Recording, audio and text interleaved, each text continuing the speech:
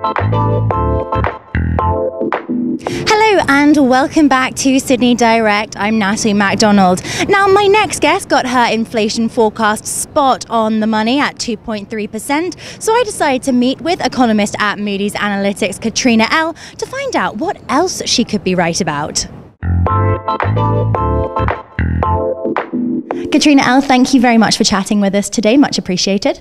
Thank you for having me. No problem. Now, as I mentioned in the intro, you were right on the money with that 2.3% inflation forecast. Firstly, can you talk us through the price picture that you're presently seeing? We're very happy with the September quarter inflation data because it shows us that inflation is sitting right at the midpoint of the Reserve Bank of Australia's 2 to 3% inflation target, which means that the central bank has the flexibility it needs to keep rates on hold for at least another year or so. And that's really what the economy needs to help this transition that's happening at the moment from mining investment no longer being the growth driver it once was towards these non-mining interest-sensitive sectors. And we've seen retail sales improve, but we need to see improvement in other sectors for the economy to really continue to power on as mining investment continues to decline. Now, the fall is good news for borrowers, but ultimately, what does this pattern tell us about the Aussie dollar's purchasing power at present, particularly given that the currency remains steady really on the back of that report? Well, the Australian dollar's fallen about 6% against the US dollar in the past month or so, which is really good news because it goes to show that these interest-sensitive sectors and these sectors that have been struggling with the high exchange rate for some time, like manufacturing and education, will get the lift that they need. But that being said, we still expect and want to see another 5% fall of the Australian dollar from about 88 cents to about 85, 84 cents against the dollar. And that will give these sectors the additional lift that they need to help this transition I spoke about earlier. Now, Australian stocks are threatening to follow the currency downwards. Volatility, as you recently touched upon, is at close to peak levels. How does all of this tie in with the RBA's Guy Debelle's recent comments that global calm within the global markets is not really going to stick around?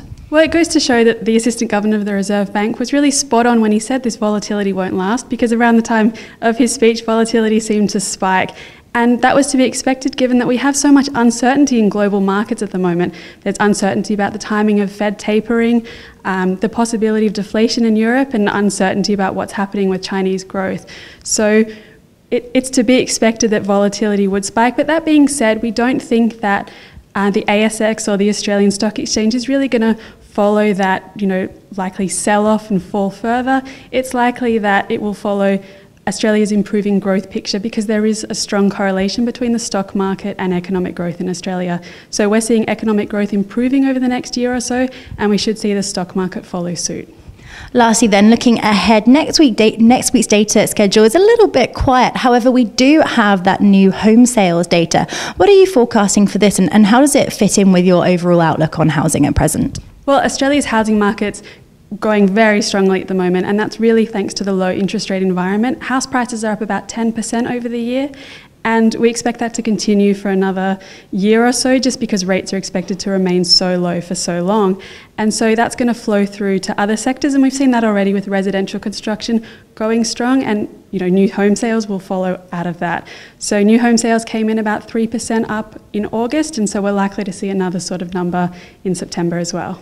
Katrina, thank you so much for your time today. Really appreciate hearing from you. Thank you. Thanks very much.